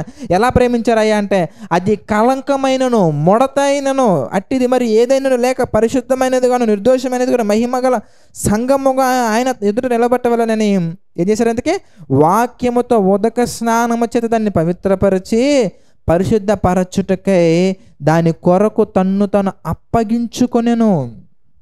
యేసుక్రీస్తు వారు పాపంలో ఉన్న మనల్ని కాపాడడానికి ఎన్ని త్యాగం చేశారో, ఎన్ని వదులుకున్నారో, అదేవిధంగా నీ భార్య పట్ల నీకు నిజంగా ప్రేమ ఉంటే, నీ భార్యని రక్షించాలనే ఆలోచన నీకు నిజంగా ఉంటే, నీ భార్య గురించి 10 మందిలో మాట్లాడవు. నీ భార్య గురించి వేరే వాళ్ళని తక్కువ చేయు. నీ భార్యను నువ్వు ఎలా చూసుకుంటావో తెలుసా? యేసుక్రీస్తు వారు సంఘాన్ని ఎలా చూసుకున్నారండి? యేసుక్రీస్తు వారు సంఘాన్ని మార్చడం కొరకు, సంఘాన్ని నిలబెట్టుకోవటం కొరకు ఆఖరి రక్తపు బొట్టు వరకు ప్రతి ఒక్కటి త్యాగం చేశారు. పరలోకం దగ్గర నుంచి మనుషుని పోలికగా పుట్టి దాసుని స్వరూపం ధరించి తను రిక్తునిగా చేసుకొని he has done everything for you. మనల్ని కాపాడుకోవడం కోసం ఎంతో చేశారని. అదేవిధంగా నీ భార్యని కాపాడుకోవడానికి నువ్వేం చేయాలి తెలుసా? సమస్తాన్ని త్యాగం చేయగలగాలి. ఆమెను వాక్యంతో ఉదక స్నానం చేయించాలి, వాక్యాన్ని చెప్పాలి, జ్ఞానం ఉపయోగించాలంటే మొట్టమొదటగా నీలో ఉన్నటువంటి లోపాలను వాక్యానుసారంగా సరిదిద్దుకొని తన కొరకు నువ్వు ఎన్నో త్యాగాలు చేయగలగాలి. అన్ని నీకైనా నాకేముండవని గొడవలు పెట్టుకోవడం కాదండి. అంటే భార్యాభర్తల మధ్యలో గొడవలు రాకుండా ఉండాలంటే భార్య ప్రవర్తన చూపించగలగాలి క్రీస్తుకి అనుగుణంగా, దేవునికి అనుగుణంగా. భర్త కూడా ప్రవర్తనలో దేవుని చిత్త ప్రకారం నడుచుకోవాలి. ఈ 2 విషయాలు చాలా అవసరత ఉందండి. ఇక 3వదిగా మనం చూస్తే ప్రియులారా, మన హృదయములో ఉన్నటువంటి చేదైనటువంటి ఆలోచన తీసేయాలి, ప్యారలల్గా రాకుండా చూసుకోవాలి. ఈ 3 విషయాలు చాలా ఇంపార్టెంట్. నెంబర్ 1 మనలో జ్ఞానం ఉండాలి. 2వది జ్ఞానముతో కూడినటువంటి ప్రవర్తన ఉండాలి. నెంబర్ 3 మనలో ఎలాంటి చేదైనటువంటి వేరు మొలవకుండా, చేదైనటువంటి వేర్లు రాకుండా, చేదైనటువంటి ఆలోచనలు రాకుండా మన హృదయాన్ని ఎల్లప్పుడూ కాచుకుంటూ ఉండాలి. ఏ చిన్న ఆలోచన వాక్యానికి విరుద్ధంగా మనలో వచ్చినా, ఏ చిన్న ఆలోచన దేవునికి విరుద్ధంగా మనలో వచ్చినా వెంటనే దాన్ని తీసేయాలి. నేడు అను సమయం ఉండగానే, ఈరోజే, ఇప్పుడే, ఈ క్షణమే, ఇక్కడే మనం ఏం చేయాలి తెలుసా? మనలో ఉన్నటువంటి చెడు ఆలోచనలు మొత్తం తీసేయాలి, రానివ్వకుండా జాగ్రత్తగా కాపాడుకోవాలి. అలా రానివ్వకపోతే ఏమవుద్ది అనేది ఎక్స్ప్లెయిన్ చేసేదే మనకి యాకోబు గారు రాసిన పత్రిక 3వ అధ్యాయం 13వ వచనం నుంచి మనం చూద్దాం. ఒకవేళ మనలో గనక చేదైన వేర్లు మొలిస్తే కుటుంబం ఎలా విచ్ఛిన్నం అవుతుంది, కుటుంబం ఎలా డిస్టర్బ్ అయిపోతుంది, కుటుంబం ఎలా ముక్కలు అయిపోద్ది అనే విషయాలు మనకు కనబడుతుందండి. ఒక తండ్రిగా నీళ్ళు ఎలాంటి చేదైన ఆలోచనలు రాకూడదు, ఒక తల్లిగా నీళ్ళు ఎలాంటి చేదైన ఆలోచనలు రాకూడదు, ఒక పిల్లలుగా నీళ్ళు ఎలాంటి చేదైన ఆలోచనలు. అంటే కుటుంబంలో ఉన్న ప్రతి ఒక్కరు ఎలా ఉండాలి అంటే వాక్యానికి అనుగుణంగా ఉంటేనండి మొత్తం సెటరేట్ అయిపోద్దండి. అట్లా కాకుండా మనం గనక మన ఇష్టం వచ్చినట్టుగా, మన ఇష్టం వచ్చిన ఆలోచనలు మనం కలుపుకుంటూ, ఆ ఇష్టం వచ్చినటువంటి విషయాలు మనం తీసుకుంటూ వెళ్ళిపోతే చాలా గొడవలు అవుతాయండి. ఒక భార్య అంటదండి, నా ఇష్టానికి ఇంకా విలువ ఇవ్వా నువ్వింకా అంటదండి. ఒక భర్త అంటాడండి, అంత నీ ఇష్టమేనా, నా ఇష్టం కొనసాగాల్సిన అవసరం లేదా, నేను భర్తనే, నేను మగాన్ని, నేను చెప్పినట్టుగా నువ్వు వినాలి. నువ్వు చెప్పినట్టుగా భార్య వినాలి, అది వాక్యానుసారంగా. నీకంటూ కొన్ని ఇష్టాలు ఉండాలి. అది వాక్యానుసారంగా. ఒక మాటలో చెప్పాలంటే ఇద్దరి ఇష్టాలు కూడా దేవుడి దగ్గర నిరర్థకం అవ్వాలి. ఇద్దరి ఇష్టాలు కూడా దేవుడి దగ్గర నిష్ఫలాలు అయిపోవాలి. దేవునికి ఇష్టం అనేది నీ జీవితంలో అంచెలంచెలుగా బలపడేలా నువ్వు చూసుకోవాలి. దేవునికి చిత్తం అనేది నీ యొక్క కుటుంబంలో వచ్చేలా మనం ప్లాన్ చేసుకోవాలి, ముందుకెళ్ళాలి. కానీ నీ ఇష్టాలని వాళ్ళ ఇష్టాలని నువ్వు, పిల్లల ఇష్టాలు ఇలా ఒకరి ఇష్టాలు ఒకరు ఇలాంటి మాటలు మాట్లాడుకోకూడదండి. దేవుని ఇష్టం ఏంటో ఇద్దరు గ్రహించగలగాలి. ఏవి మాన్యమైనవో, ఏవి ఖ్యాతి గలవో, ఏవి రమ్యమైనవో, ఏది మాన్యమైనవో, ఏవి పరిశుద్ధమైనవో, ఏవి వాక్యానుసారమైనవో, ఏవి దేవునికి మహిమ కలిగించేవి, ఏవి దేవుని చిత్తానికి వ్యతిరేకంగా వెళ్ళే ఆలోచించుకొని సమస్తాన్ని పరీక్షించి ఒకరిష్టాలు ఒకరు కాదండి, ఇద్దరు కలిసి దేవుని ఇష్ట ప్రకారంగా ముందుకెళ్ళగలగాలి. అప్పుడు కుటుంబం ఎవ్వరు ఊహించినంత గొప్ప స్థితిలో ఉంటుంది. ఎవ్వరు ఊహించినంత గొప్ప స్థితిలో ఉంటుందండి. మరి మనం చూద్దాం, యాకోబు గారు రాసిన పత్రిక మనం చూస్తే 3వ అధ్యాయంలో 13వ వచనం నుంచి మనం చూద్దామండి. ఈ 3 పాయింట్లు మీరు దృష్టిలో ఉంచుకోండి. ఈ 3 పాయింట్లు మనకి 13వ వచనం నుంచి 18వ వచనం వరకు మనకి కనెక్ట్ అవుతూ ఉంటాయండి. ఒక్కొక్క మాట మళ్ళీ మనం చాలా జాగ్రత్తగా చూసుకుంటూ దేవుని యొక్క చిత్త ప్రకారం మనకు ముందుకెళ్దాం. 3వ అధ్యాయం 13వ వచనం మనం చూస్తే, మీలో జ్ఞాన వివేకములు గలవాడెవడు? నిజంగా నీలో జ్ఞానం ఉందా? దెన్ జ్ఞానం ఉన్నవాడు ఏం చేస్తాడయ్యా అంటే, జ్ఞానం ఉందనుకునేవాడికి జ్ఞానం ఉన్నవాడికి డిఫరెన్స్ ఏంటయ్యా అంటే, జ్ఞానం ఉన్నవాడు ఇమ్మీడియట్గా సెకండ్ స్టెప్లోకి వెళ్ళిపోతాడు. స్టెప్స్ మళ్ళీ చూద్దాం. ఫస్ట్ స్టెప్ ఏంటి? ఇంతకీ మొట్టమొదటి స్టెప్ ఏంటయ్యా అంటే జ్ఞానం మనలో ఉండాలి. నెక్స్ట్ స్టెప్ ఏంటయ్యా అంటే ఆ జ్ఞానాన్ని క్రియల్లో మనం చూపించగలగాలి. నెక్స్ట్ స్టెప్ ఏంటయ్యా అంటే క్రియల్లో చూపించుకుంటూ మనం వెళ్తున్నప్పుడు మనలో ఎలాంటి చేదైనవి రాకుండా, ఎలాంటి చేదైనటువంటి ఆలోచనలు రాకుండా మనల్ని మనం కాపాడుకుంటూ, కుటుంబాన్ని కాపాడుకుంటూ ముందుకెళ్ళగలగాలి. సో మొట్టమొదటి పాయింట్ ఆయన చెప్తున్నారు, మీలో జ్ఞాన వివేకములు గలవాడెవడు? నిజంగా మీలో జ్ఞాన వివేకాలు ఉన్నాయా? నిజంగా ఉంటే ఉన్నవాడు ఏం చేస్తాడయ్యా అంటే ఇమ్మీడియట్గా వాడు జ్ఞానముతో కూడిన సాత్వికము గలవాడై, ఏమండి, జ్ఞానముతో కూడినటువంటి సాత్వికము గలవాడే తన యోగ్య ప్రవర్తన వలన తన క్రియలను కనపరచ వలెను. It's a order. కనపరచ వలెను, ఇట్స్ ఎన్ ఆర్డర్. నీకు మోహపు చూపు చూడటం వ్యభిచారం అని తెలిసిందా? అది జ్ఞానం. అది నువ్వు చూపించగలగాలి. అంటే మోహపు చూపు చూడకుండా నిన్ను నువ్వు కాపాడుకోవాలి, అంటే వ్యభిచారం చేయకుండా కాపాడుకోవాలి. లోకముతో స్నేహం చేయడం దేవునికి వైరం అనే జ్ఞానం దేవుడు నీకు అందించాడు. అంటే ఒక విషయం గురించి నీకు ఒక అవగాహన వచ్చింది. ప్రభువు గురించి అవగాహన రానప్పుడు ఎలా ఉన్నా పర్వాలేదండి, కానీ అవగాహన వచ్చింది. అవగాహన వచ్చాక మనం గుర్తుంచుకోవాల్సినటువంటి మాట, తెలియక అవిశ్వాసం వల్ల చేసింది కనుక కనికరించబడితేనే, తెలిసిన తర్వాత న్యాయము తప్పడం మన దేవుడు. ప్రతి దినము కోపపడే దేవుడు మన దేవుడు పరిశుద్ధత విషయంలో అస్సలు కాంప్రమైజ్ అవడు. పరిశుద్ధత నిరంతరం కోరుకునే దేవుడు. పరిశుద్ధంగా ఉన్నవాడు పరిశుద్ధంగా మనల్ని ఉండటానికి తన ప్రియ కుమారుణ్ణి పరిశుద్ధమైనటువంటి వ్యక్తిగా, పరిశుద్ధమైన రక్తము మన కొరకు కార్చేలా చేసి మనల్ని ఎంతో చక్కగా కాపాడినటువంటి దేవుడు మన దేవుడు. అందుకే ఏం చేయాలి? అందుకే సాత్వికమైనటువంటి ప్రవర్తన గలవాడే, జ్ఞానముతో కూడిన సాత్వికము గలవాడే తన యోగ్య ప్రవర్తన వలన తన క్రియలను కనపరచ వలెను. అంటే అవి చూపించాలి.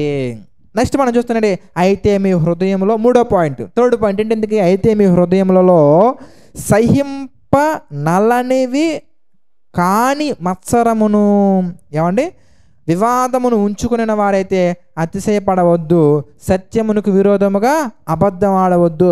అక్కడ సహింప నలన్వి కాని అనే దగ్గర చేదైన అని ఇవ్వబట్టడం జరిగింది. మీరు చూడండి, అంటే చేదైనటువంటి ఆలోచనలు, చేదైనటువంటి ఉద్దేశాలు అనగా దేవునికి విరుద్ధమైనటువంటి అనేకమైన ఆలోచనలు మనలో వచ్చే అవకాశం ఉంది. ఎప్పుడైతే మనలో సహింప నలవి కాని మత్సరము కానీ వివాదము కానీ ఉంటే, ఇప్పుడు మీకు అర్థమైపోద్దండి, ప్రతి ఒక్కరు కూడా మేబీ మొదటి 2 విషయాల్లో సక్సెస్ అవ్వచ్చేమో, కానీ 3వ విషయంలో ఎక్కువ మంది ఫెయిల్ అయ్యే అవకాశం ఉందండి. ఒకవేళ ఉంచుకుంటే ఏమవుద్ది అంటే, మనం గమనిస్తే ప్రియులారా, మనం అలా పేపర్ తిప్పుతానండి, 16వ వచనం మనం చూద్దామండి. ఏలయనగా మత్సరమును వివాదమును ఎక్కడ ఉండునో అక్కడ అల్లరియు ప్రతి నీచ కార్యమును ఉండునో. చూసారా, మీ కుటుంబంలో అల్లర్లు ఉన్నాయంటే, మీ కుటుంబంలో నీచమైన కార్యాలు జరుగుతున్నాయంటే, మీ కుటుంబంలో డిస్టర్బెన్స్ ఎక్కువగా ఉందంటే, మీ కుటుంబంలో కొల్లాలు ఉన్నాయంటే కారణం ఏంటయ్యా అంటే మీ హృదయాలలో ఏమున్నాయి తెలుసా? మత్సరం, వివాదం. ఎగ్జాంపుల్ చెప్తా, మత్సరానికి వివాదానికి ఎగ్జాంపుల్ చెప్తా. వివాదం అనగానే వాడు చేస్తే తప్పు లేదు కానీ నేను చేస్తే తప్ప, నువ్వు కానీ చేద్దాం, పిల్లలకి అయ్యి చెప్తారండి, మీ డాడీ తాగేసి వస్తాడు కానీ వాడేనా మనం ఖర్చు పెట్టొద్దా కానీ అనగానే పిల్లలలో తండ్రి పట్ల ఒక విద్వేషపూరితమైనటువంటి భావోద్వేగాలు రేపుతున్నావు. నువ్వు చేస్తే తప్పులేదు కానీ నేను చేస్తే తప్ప, నువ్వు చేస్తే అది మాత్రం న్యాయమా, నేను చేస్తే మాత్రం అన్యాయమా అని అనమని చెప్పలేదు దేవుడు ఎక్కడ కూడా. నీ భర్త బాగాలేకపోతే పవిత్రమైన ప్రవర్తన చూపించు, ప్రార్థన చెయ్యి, జ్ఞానం కలిగి జీవించు. నీ హృదయంలో వివాదం ఉంచుకోవద్దు. మత్సరం ఏంటంటే వాడు చేస్తున్నాడు కాబట్టి నేను చేస్తా అనేది మత్సరం అయితే, వివాదం ఏంటంటే నువ్వు చేస్తే తప్పు లేదు కానీ నేను చేస్తే తప్పు అని గొడవ పెట్టుకోవడం వివాదం. అంటే చిన్న ఎగ్జాంపుల్ మీకు అర్థం అవటం కోసం. ఇలా ప్రతిదీ ప్రియులారా ఒక విషయం గుర్తుంచుకోండి, కొంచెం వినడానికి ఇబ్బందికరంగా ఉన్నా కానీ మాట్లాడాల్సిన అవసరం వచ్చింది కదా మాట్లాడుతున్నానండి. మీ హస్బెండ్ గారు రోడ్డు మీద ఉన్నటువంటి తినకూడనివి తింటే నువ్వు తింటావా? ఆలోచించు. మీ హస్బెండ్ గారు తల తీసుకెళ్ళి మిక్సీలో పెడితే నువ్వు పెడతావా? ఆలోచించు. మీ హస్బెండ్ గారు కత్తితో పొడుచుకుంటే నువ్వు పొడుచుకుంటావు? ఆలోచించు. చేయకూడనివి కొన్ని ఉంటాయండి, చేయదగినవి కొన్ని ఉంటాయండి.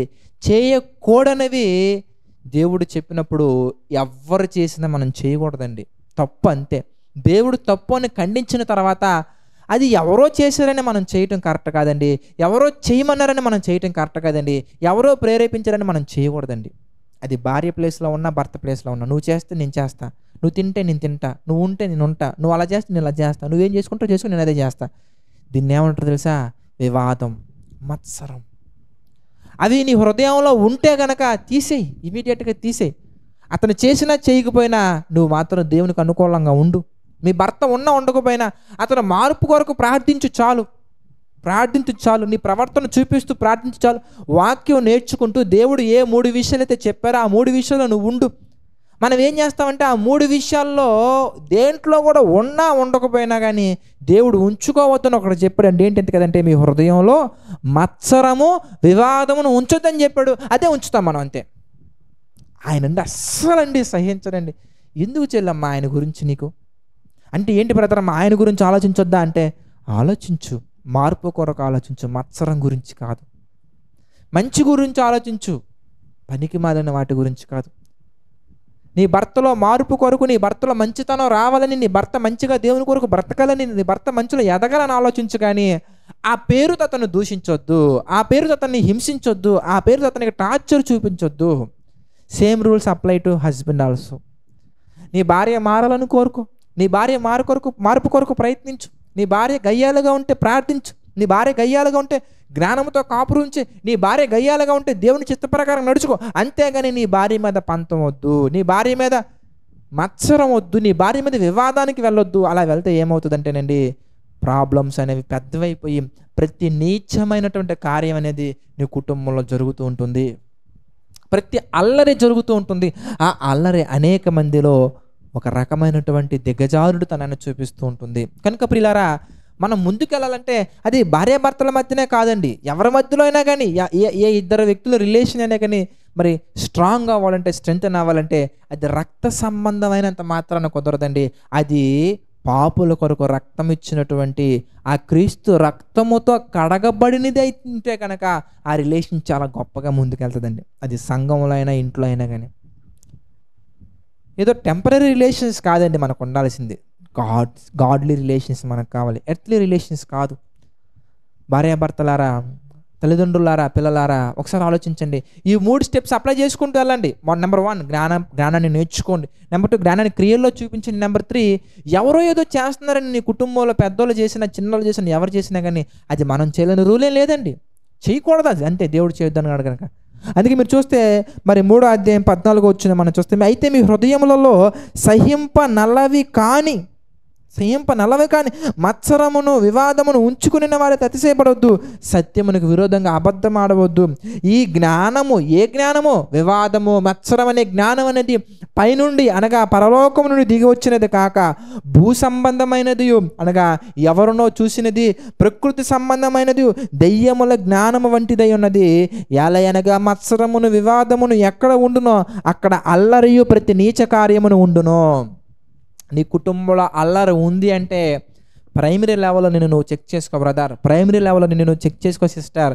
ఏం చెక్ చేసుకోవాలి అంటే నిజంగా మా ఆయనలో మార్పు ఉందా, మా భర్తలో మార్పు ఉందా, మా భార్యలో మార్పు ఉందా, ఏంటో అసలు ఎంత ప్రార్థించినా కానీ మారట్లేదు అని ఓ మాట్లాడటం కాదండి, ఓ బుర్ర కొట్టేసుకోవటం కాదండి, ఓ డిస్టర్బ్ అయిపోవటం కాదండి. ఆయన మారటం లేదు అంటే 100కి అట్లీస్ట్ ఒక 90% నీ యొక్క బాధ్యత ఉంది. నీ బాధ్యత ఉంది. అదేంటయ్యా అంటే ద ఫస్ట్ 3 స్టెప్స్ దేవుడు చెప్తున్నాడు, జ్ఞానం కలిగి ఉండు. మొట్టమొదటిగా బైబిల్ పట్ల ఒక పరిపూర్ణమైన జ్ఞానం తెచ్చుకో. పరిపూర్ణమైన జ్ఞానం తెచ్చుకో. బైబిల్లో ఉన్న ప్రతి వ్యక్తి ఎక్కడ ఏ విధంగా దేవునికి అనుకూలంగా నడుచుకున్నారు, ఎక్కడ ఏ విధంగా దేవునికి వ్యతిరేకంగా నడుచుకున్నారు, వ్యతిరేకంగా నడుచుకున్నప్పుడు వాళ్ళు ఎదుర్కొన్న ప్రాబ్లమ్స్ ఏంటి, అనుకూలంగా ఉన్నప్పుడు వాళ్ళు ఎదుర్కొన్న ఆశీర్వాదాలు ఏంటి అవన్నీ ఫస్ట్ నువ్వు స్టడీ చేయి, అనాలిసిస్ చేయి. దేవారాత్రం వాక్యాన్ని ధ్యానించు. దేవుని యొక్క చిత్త ప్రకారంగా ప్రతి విషయం గురించి స్పష్టత కలిగి ఉండు. ఒక సమూయేలు గారు ఎందుకు దెబ్బతిన్నారు, ఎక్కడ దెబ్బతిన్నారు, ఏ విధంగా దెబ్బతిన్నారు, దెబ్బతిన్నప్పుడు సమూయేలు దగ్గరికి వచ్చిన నష్టాలు ఏంటి, సౌలు గారు ఏ విధంగా దెబ్బతిన్నారు, ఎక్కడ దెబ్బతిన్నారు, ఏంటి నష్టాలు ఏంటి, దావీదు గారు ఎక్కడ దెబ్బతిన్నారు, నష్టాలు ఏంటి, ఎందుకు దెబ్బతిన్నారు, నష్టాలు ఏంటి, ఎలా బలపడ్డారు, ఎలా దీవించబడ్డారు, ప్రతి ఒక్క దాని విషయంలో ఒక స్పష్టత కలిగి ఉంటూ ఏ ఏ విషయాల్లో దేవుడు దీవించారు, ఏ విషయాల్లో దేవుడు మహిమపరచబడ్డారు, ఆ ప్రతి విషయం పట్ల జ్ఞానాన్ని సంపాదించి సెకండ్ స్టెప్గా అందులో రీసెర్చ్ చేయి. ఫస్ట్ బైబిల్ మీద రీసెర్చ్ చేయి, మీ ఆయన మీద కాదు. బైబిల్ మీద రీసెర్చ్ చేయి, మీ భార్య మీద కాదు, మీ భర్త మీద కాదు, మీ భార్య మీద కాదు. మీరు రీసెర్చ్ చేయాల్సింది బైబిల్ మీద రీసెర్చ్ చేయండి. బైబిల్ని చదవండి, ప్రతి విషయాన్ని అనాలిసిస్ చేయండి, ప్రతి విషయాన్ని ధ్యానించండి, ప్రతి విషయాన్ని అమరవేయండి, ప్రతి విషయాన్ని జ్ఞాపకం ఉంచుకోండి. పేరుకి మాత్రం ఆఫీస్కి వెళ్తావు బ్రదర్, దృష్టి అంతా నీ భార్య ఏం చేస్తుంది, ఎవరితో మాట్లాడుతుంది, ఏం చేస్తుంది, ఇవన్నీ పేరుకి మాత్రం మీ ఆయన్ని మీ భర్తని ఆఫీస్కి పంపిస్తావు. చెల్లమ్మ ఇన్వెస్టిగేషన్ ఏ రేంజ్లో చేస్తావంటే బహుశా సిబిఐ వాళ్ళు కూడా అలా చేయరేమో. నిజమండి, ఇంటెలిజెన్స్ ఆఫీసర్స్ ఉంటారండి ప్రతి కంట్రీకి, వాళ్ళు కూడా అలా చేస్తాం ఇన్వెస్టిగేషన్స్, తల వెంట్రుకలతో సహా ప్రతిదీ చేస్తూ ఉంటాం. వాటి మీద కాదు, అవి భూ సంబంధమైనవి, ప్రకృతి సంబంధమైనవి. మొట్టమొదటగా దేవుని ఆత్మ సంబంధమైన విషయాల మీద ధ్యానం చేయి. దేవారాత్మ వాక్యాన్ని ధ్యానించు. ప్రతి విషయం పట్ల ఒక అనాలిసిస్ తెచ్చుకో. భూ సంబంధమైన జ్ఞానం కాదు, దేవుని జ్ఞానం సంపాదించు. ప్రకృతి సంబంధమైన జ్ఞానం కాదు, ప్రభు జ్ఞానం సంపాదించు. బ్రదర్ సిస్టర్ ఇద్దరికీ చెప్తున్నాను, ఒకరికే కాదు. పిల్లలారా అందరికీ చెప్తున్నా, ఒకరికే కాదు. చెల్లమ్మలారా అందరికీ చెప్తున్నా, ఒకరికే కాదు. ఏ ఒక్కరినో ఫోకస్ చేసి నేను మాట్లాడట్లేదు. ప్రతి ఒక్కరు కూడా ప్రభు చిత్త ప్రకారంగా నడుచుకోవాలి. దానికి ప్రభు జ్ఞానం మొట్టమొదటిగా ఇంపార్టెంట్. ఆ జ్ఞానం ప్రవర్తన చూపించడం ఇంపార్టెంట్. తర్వాత ప్రియులారా, ఆ విషయాలు అనేవి గైకొంటూనే పాటిస్తూనే మన హృదయంలో నలవి కాని థింగ్స్ రానివ్వకుండా మనం జాగ్రత్త పడాలి. అనగా మత్సరం, వివాదం మన జీవితంలో రాకూడదు. అవి భూ సంబంధమైనవి, ప్రకృతి సంబంధమైనవి. తర్వాత మనం చూస్తానండి, యాకోబు గారు రాసిన పత్రిక 3వ అధ్యాయం మనం చూస్తే 17వ వచనం మనం చూస్తానండి. అయితే పైనుండి వచ్చు జ్ఞానము మొట్టమొదట పవిత్రమైనది కనుక ఆ పవిత్రమైన జ్ఞానం సంపాదించాలి. తర్వాత సమాధానకరమైనది, మృదువైనది, సులభంగా లోబడినది, కనికరముతోను మంచి ఫలముతో నిండుకున్నది, పక్షపాతమైనను వేషధారైన లేనిదై ఉన్నది, నీతి ఫలము సమాధానము చేయవారికి సమాధానమందు విత్తబడును. అంటే ప్రియులారా, ఇప్పుడు విత్తు తప్పకుండా దేవుడు నీకు మంచి పంట కోసేలా చేస్తారు. ప్రస్తుతానికి నీకు విత్తనం వేసిన వెంటనే దానికి సంబంధించిన ఫ్రూట్స్ మనం తినలేం కదండి. ఒక మామిడికాయ గింజ వేసినంత మాత్రాన, విత్తినంత మాత్రాన వెంటనే ఇమీడియట్గా నెక్స్ట్ డే మనకి పంట రాదండి, సమయం పడుతుంది. వరి పంట వేసిన వెంటనే మనం ఆ ఫలాలను మనం కోయలేమండి, సమయం పడుతుంది. మంచిని విత్తు, మంచిని కోస్తావు. కనుక నీ భర్త మీద కానీ, నీ భార్య మీద కానీ, నీ పిల్లల మీద కానీ, నీ కుటుంబం మీద కానీ, ఏ విషయంలో అయినా కానీ ఆత్మ సంబంధమైన విత్తండి, ప్రేమను విత్తండి. మీ భర్త హృదయాల్లో వివాదం కాదు, నీ భార్య హృదయంలో మత్సరం కాదు, నీ భార్య హృదయంలో, నీ భర్త హృదయంలో గొడవలు కాదు. దేవుని యొక్క వాక్యాన్ని విత్తండి. ప్రవర్తన ద్వారా మీ యొక్క ప్రేమను చాటండి. దేవుని చిత్త ప్రకారంగా నడుచుకోండి. మీ భర్త ప్రార్థన చేయట్లేదు, నువ్వు చెయ్యి. నీ భార్య ప్రార్థన చేయట్లేదు, నువ్వు చెయ్యి. భార్య మీద వంక పెట్టకు, భర్త మీద వంక పెట్టకు. కొన్ని కుటుంబాల్లోనండి మరి దేవుని యొక్క వాక్యం తెలియని కుటుంబాలు ఉంటాయండి. వాళ్ళు చాలా సీక్రెట్గా ప్రేయర్స్ చేసుకుంటూ ఉంటారండి. చూడండి, వాళ్ళు ప్రార్థన చేసుకోవడం కోసం ఎంత ఆరాటపడుతున్నారు, ఎంత ఆలోచిస్తున్నారు, ఎంత ప్రేమ కలిగి ఉన్నారు. ఓ భర్త, ఓ భార్య, నువ్వు చర్చికి వెళ్తావు, మీ లైఫ్ పార్ట్నర్ చర్చికి వెళ్తారు, కానీ ఇద్దరు కలిసి మాత్రం ప్రార్థన చేయరు. ప్రార్థన చేయకపోగా ఏమ్మా ప్రార్థన చేసుకోవట్లేదంటే, ఎక్కడండి ఆయన ఉండడండి, ఆయనతో నీకు పని ఏంటి, నువ్వు చేయి, నిన్ను చూసి ఆయన మారుతారు. నువ్వు చేయి బ్రదర్, నేను చూసి మీ వైఫ్ మారుతారు, నీ పిల్లలు మారుతారు. మొట్టమొదటిగా సమాధానకరమైనది, పవిత్రమైనది, సులభంగా లోబడినది, మృదువైనది, ప్రేమ కలిగినది. ఆ జ్ఞానం కలిగి ఉండటం కొరకు ప్రయత్నించండి. ఆ జ్ఞానాన్ని ప్రవర్తనలో చూపించండి. ఇప్పుడు మార్పు వెంటనే రాకపోవచ్చు, 10 సంవత్సరాల తర్వాతైనా మార్పు వస్తుంది. ప్రియులారా, టేకు చెట్టు గురించి మనం ఆలోచిస్తానండి, అది స్లోగా డెవలప్మెంట్ అవుతూ ఉంటుందండి. తర్వాత దాన్ని విరగొట్టాలంటే పెద్ద పెద్ద జేసీబీలు కావాలి, వచ్చినా కూడా ఒకసారి పాసిబుల్ అవ్వదు. అదే ములగ చెట్టు చూడండి, ఇమీడియట్గా అలా అభివృద్ధి పొందుద్దండి. ఎవరు ఏం చేయాల్సిన అవసరంలా, ఆ చెట్టుకున్న కాయలు తెంపితేనే కొమ్మలు ఇరిగిపోతూ ఉంటాయి. మత్సరం, వివాదం అనేది ములగ చెట్టు లాంటిది, వెంటనే స్ప్రెడ్ అవుద్ది. పాపము చాలా ఫాస్ట్గా వెళ్తుందండి, చాలా ఫాస్ట్గా కుటుంబాన్ని తెగదెంపులు చేసుకునేలాగా చేసేస్తుంది. అదే ప్రేమ స్లోగా వెళ్ళిన సాలిడ్గా వెళ్తుంది. యేసుక్రీస్తు వారి ప్రేమ నాడడం కొరకు చూడండి, యేసుక్రీస్తు వారి ప్రేమ అనురాగాలు నింపడం కొరకు చూడండి. అది ప్రసంగాలలో కాదు, ప్రవర్తనలో. అలా నింపితే మీ కుటుంబం అనేది ప్రారంభంలో స్లోగా వెళ్ళొచ్చు, కానీ చివరిలో ప్రభు చిత్త ప్రకారంగా అంచెలంచెలుగా అభివృద్ధి పొందుద్ది, అంచెలంచెలుగా దీవెనలు పొందుకుంటుంది. ఇమ్మీడియట్ కొరకు చూడండి, ఇమ్మీడియట్గా కొరకు చూడకండి. నీ యొక్క జీవితంలో ఏవి దేవుని చిత్త ప్రకారంగా లేని ఉన్నాయో అవి తీసేసి దేవునికి చిత్తాన్ని నడుచుకుంటూ గాయకుంటూ ముందుకు వెళ్ళండి. ఇక్కడ వరకు మీకు అన్ని విషయాలు అర్థమయ్యాయి అనుకుంటున్నానండి. కనుక యాకోబు గారు రాసిన పత్రికలో మొదటి 3 అధ్యాయాల్లో మీకు ఎలాంటి సందేహాలు ఉన్నా కానీ మరి గూగుల్ మీట్లో జాయిన్ అయినటువంటి వారు ఉండండి. వారి ప్రతి ప్రశ్నకి నేను సమాధానం తెలియజేస్తాను. మీకు ఎలాంటి సందేహాలు ఉన్నా అడగొచ్చు, నేను చెప్తాను. మనం ప్రార్థన చేసుకుందామండి. ప్రార్థన చేసుకున్నాక కొన్ని ప్రకటనలు ఉన్నాయి. ప్రకటనలు అయిపోయిన తర్వాత మరి 2-3 కార్యక్రమాలు ఉన్నాయి. అవి అయిపోయిన తర్వాత ప్రియులారా మన డౌట్ సెషన్ ఉంటుంది కనుక మరి ఈ గూగుల్ మీట్లో ఉన్నటువంటి వారు దయచేసి ఉండండి. అనేకమైన విషయాలు మీరు తెలుసుకోవచ్చు. మీకు ఏ సందేహాలు ఉన్నా కానీ మీరు అడగండి, నేను తప్పకుండా వాక్యానుసారంగా మీకు వివరణ ఇస్తాను. ప్రార్థన చేసుకుందామండి. ప్రార్థన. ప్రేమగల తండ్రి, దయగల దేవ, పరిశుద్ధుడ, అనేకమైన విషయాలు మాకు తెలియజేసి తండ్రి మీ చిత్త ప్రకారంగా మమ్మల్ని నడిపిస్తున్నందుకు కృతజ్ఞతాస్తుతులు చెల్లించుకుంటున్నాం తండ్రి. మమ్మల్ని దీవించండి, ఆశీర్వదించండి తండ్రి. ప్రభా, ఈ యొక్క ఆరాధనలో తండ్రి అనేకమైన విషయాలు మాకు తెలియజేసి మీ చిత్త ప్రకారం నడిపిస్తున్నందుకు కృతజ్ఞతాస్తుతులు చెల్లించుకుంటున్నాం తండ్రి. యాకోబు గారు రాసిన పత్రిక తండ్రి 3 అధ్యాయాలు ధ్యానించడానికి మీరు సహాయం చేశారు తండ్రి.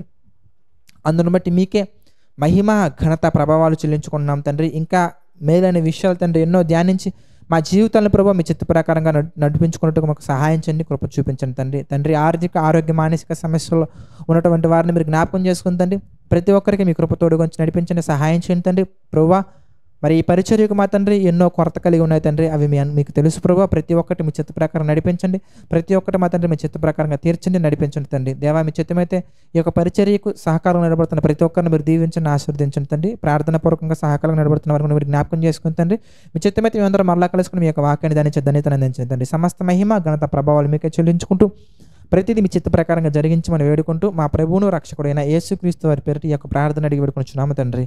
ఆమెన్.